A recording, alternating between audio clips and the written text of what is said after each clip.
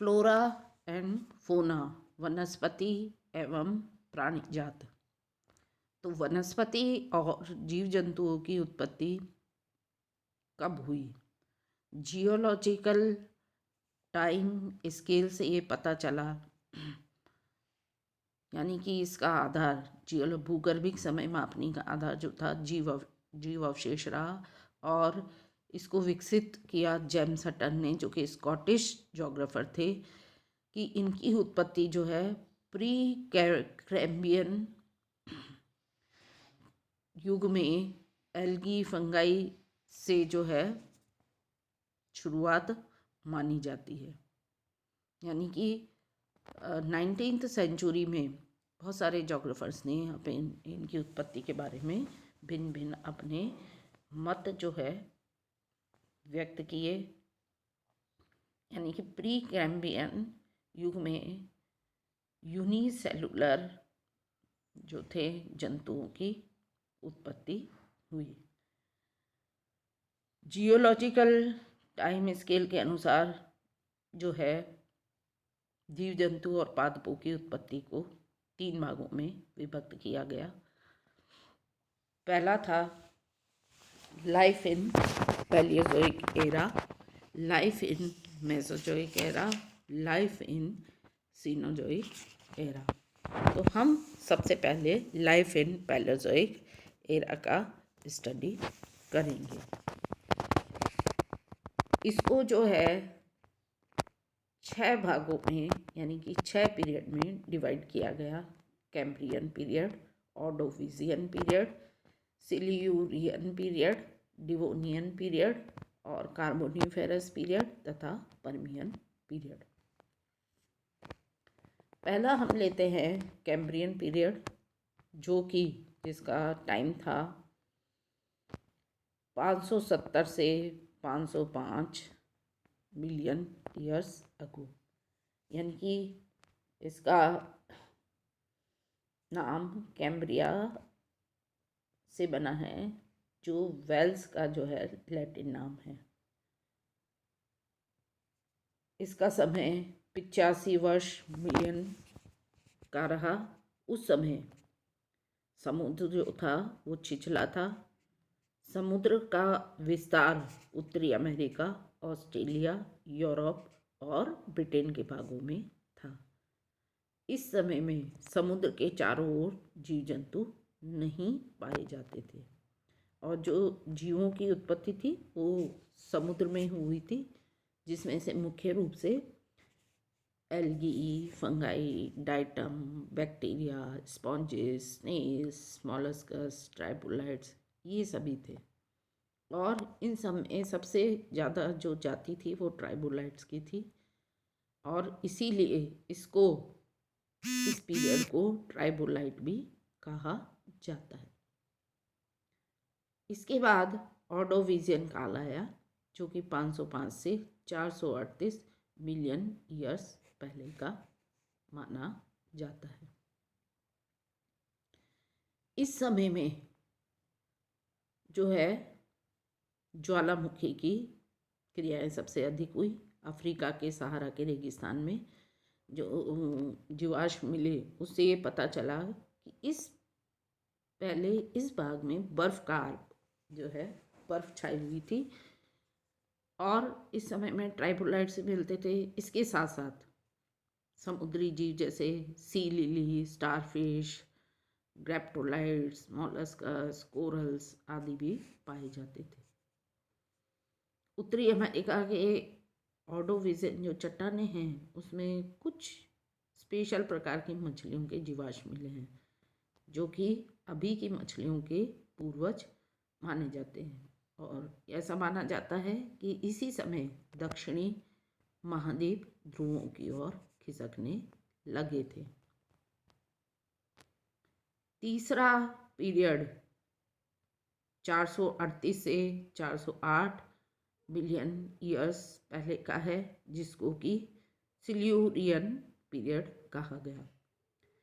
इस पीरियड में जो जीवावशेष मिले वो ऑस्ट्रेलिया में मिले, और माना जाता है कि स्थलीय पौधों का उद्गम यानी कि उगना इसी काल में शुरू हुआ, लेकिन उस समय पेड़ों के पत्ते नहीं होते थे और पानी में जीवों की मात्रा अधिक होती थी, जिसमें जैसे coral reef, sea lily, graptolites, water scorpion आदि प्रमुख थे।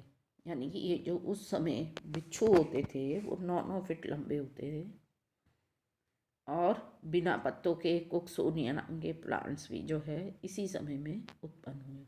इसी समय जो प्रवाल है उनका विकास हुआ और यानी कि सिल्यूरियन पीरियड जो है स्थलीय पादपों की उत्पत्ति का समय माना जाता है। इसी समय में 408 से लेके 360 मिलियन ईयर्स के पहले, जिसको कि डिवोनियन काल कहा गया, इस समय में धरातल पर हरियाली नजर आने लगी थी। वायुमंडल में ऑक्सीजन की मात्रा सही होने लगी थी, अच्छी होने लगी थी और 40 फीट की ऊंचाई तक के फर्न जो है उगने लग गए थे और स्थलीय पौधों में से अपना भोजन प्राप्त करने के लिए जो इन्वर्टिब्रेट्स थे वो समुद्र से बाहर निकलने लगे और स्थलीय जीवन व्यतीत करने लगे, जिसमें कि ऑर्थोपोडा, मिलीपेड्स, सेंटीपेड्स, स्कॉर्पियन, स्पाइडर आदि जो है जीव जंतु स्थल पर आने लगे थे और समुद्रों में ही रीढ़धारी जंतुओं का विकास होने लगा। इस प्रकार जो अभी की फिशेज है उनके पूर्वजों का विकास धीरे धीरे इस काल में शुरू हो गया था। इसलिए इस पीरियड को एज ऑफ फिशेस भी कहा जाता है और इसी समय में जो शार्क मछली हुआ करती थी वो 20 फीट तक लंबी पाई जाती थी और इस युग के या इस काल के समाप्त होते होते एम्फीबियंस का भी उद्भव हो चुका था और इसी युग में माना जाता है मरुस्थल में जो बलुआ पत्थर मिलते हैं वो भी इसी समय में उनका निर्माण होने लगा था। पांचवा जो टाइम आता है वो आता है 360 से 286 286 मिलियन ईयर्स का।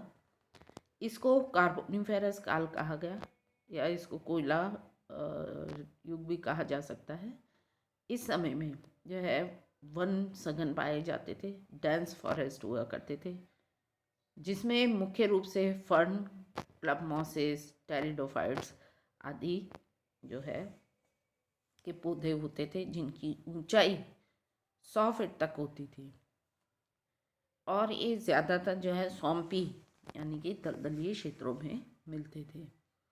इसी समय में कोनीफेरस फॉरेस्ट का भी जो है विकास शुरू हो गया था और इस समय में वायुमंडल में ऑक्सीजन की लगभग 20% मात्रा पाई जाती थी। यूरोप में जो है गर्म और आर्द्र जलवायु थी, कि ह्यूमिड और हॉट हुआ करता था। एम्फीबियंस का विकास जो है वो शुरू हो गया था। इसी समय में सैलामेंडर्स जो है 15 फीट तक के पाए जाते थे, जो दलदलीय व झीलों के पास मिलते थे। रेप्टाइल्स का भी उद्गम इसी समय में हुआ, लेकिन इनकी संख्या जो है वो कम थी। इसी समय जो है विभिन्न उड़ने वाले कीटों का भी जो है विकास हो गया था और उनमें पंख भी विकसित होना शुरू हो गए थे और ये सभी दलदलीय क्षेत्रों में पाए जाते थे। इसी समय में गोंडवाना लैंड पर जो है हिमानीकरण, ग्लेशिएशन जो है हो गया था और स्थलीय भागों में भी स्नेल्स के जो है हमें विकसित होने के प्रमाण मिलते हैं। लास्ट इसका पैलेसोइक एरा का जो लास्ट पीरियड था वो था पर्मियन पीरियड, जो कि 286 से 245 मिलियन ईयर्स पहले का है। इसको रेप्टाइल पीरियड भी कहा जाता है, जिसमें सबसे अधिक जो है रेप्टाइल्स का डेवलपमेंट हुआ और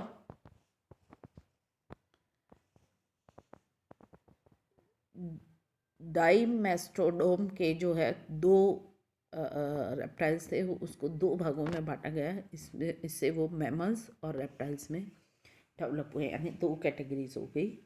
रेंगने वालों में डायनासोर जो है उसका विकास हुआ। इस काल में जो है क्लाइमेटिक चेंज आने लगे, क्लाइमेट जो है सूखा और गर्म होने लगा।